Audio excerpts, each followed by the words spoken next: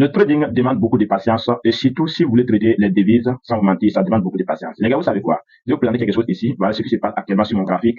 Et c'est quelque chose que j'ai vérifié, j'ai regardé, voilà, j'ai bien analysé. Et puis voilà, moi je vois toujours que les USD va y partir à la hausse. Vous voyez bien que je suis sur les USD. Là maintenant, pourquoi les USD a du mal à monter alors qu'en réalité, elle devrait monter? Regardez bien, on va y partir en NAS, les gars. On repart en NAS, vous allez voir quelque chose de très important. Là, vous voyez que nous sommes en NAS. Première des choses, première, c'est que, voilà, ici, voilà, c'est un truc qu'ils ont pris, voilà, qu'ils ont fini par couper. Voilà, ce truc là, j'ai pris ça pour targeter à chercher sur TP là. Ils ont fini par couper parce que le marché n'a pas atteint mon TP, juste approché mon TP puis retourné. Nous, j'ai coupé par ce truc là. Maintenant, moi, je voyais que cette zone n'était pas solide, même de prendre ces bases. C'est pour ça qu'ils ont juste pris le bail comme cela parce qu'ils ont fait aussi des ratés l'opportunité. Sinon, vous voyez, c'est vrai que le vrai opportunité, c'est quand le marché va arriver dans cette order bloc, dans cette zone-là, que tu pourrais vraiment prendre un bail et puis voilà, être vraiment sûr que le marché va aller par des coups de bon. Du coup, j'ai patienté toute la zone. C'est veut dire que toute la semaine, notez bien que toute la semaine, je n'ai même pas encore fait TP1. Toute la semaine sur cette devise-là. J'ai même pas encore fait un TP sur cette devise-là. Je ne vais pas vous mentir. Voilà, j'ai juste pris des positions qui j'ai coupées avec des bénéfices, mais pas de TP. Alors que si j'allais toucher des TP, ça serait vraiment génial, c'est vraiment des TP intéressants. Voilà, donc regardez bien ici.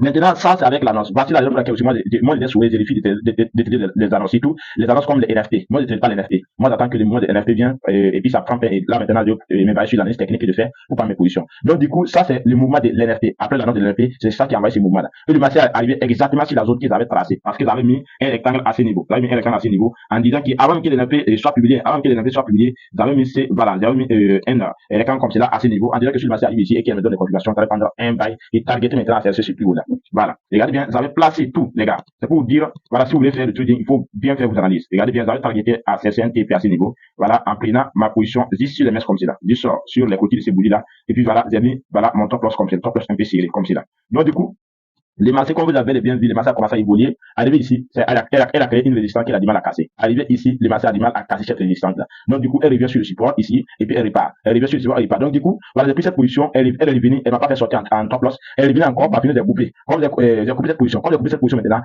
j'ai passé encore. Hier soir, après l'avant de cette bougie, voilà, qui j'ai vu comme confirmation en M15, j'ai pris position encore. Et le marché n'a même pas parti loin, elle est revenue encore vers un top loss. Et encore plus, les gars, j'ai coupé cette position-là, ça du tout, attendant, voilà, et les résultats, qu'elle soit top loss ou TP, parce que je voyais vraiment que le marché a du mal à continuer. Donc, si maintenant encore j'ai plus position, pourquoi j'ai plus position? Je vais vous montrer quelque chose. Si maintenant j'ai plus position encore, et je vais aller en M15 pour vous montrer pourquoi j'ai plus ce trade là. En M15, voici ma position de prendre position sur, voilà, sur marché, voilà, aujourd'hui. Vous voyez que le marché vient de casser notre bloc maintenant, donc je me dis qu'elle a clôturé avec un abattement. Donc, j'ai pris mes positions sur ces messes là. Du coup, j'ai targeté maintenant pour cette order bloc. Voilà. Je passe maintenant pour que le marché vienne toucher cette order bloc et cette résistance du tout pour faire, pour donner un TP. Et jusqu'à présent, le marché a du mal toujours à continuer, les gars. Vous voyez. Donc, le trade, c'est la patience. Je veux dire que toute la semaine, je suis en train de trader sur une seule paire de devises et j'ai du mal à faire des TP. C'est des positions que je coupe seulement. Alors que j'ai raison de bien faire mes analyses, les gars. Donc, c'est ça, on dit, le trade, c'est la patience. Si vous n'êtes pas patient seulement, vous allez prendre des top loss comme, chaque fois seulement. Voilà. Et encore plus, il faut bien faire vos analyses. Les gars, si vous êtes sur partie, ça veut dire que je parle de cette année, et l'émission de la crypto-monnaie et sur le trading, et là, je suis en train de vous donner mes analyses que je fais avant de prendre mes positions sur le marché.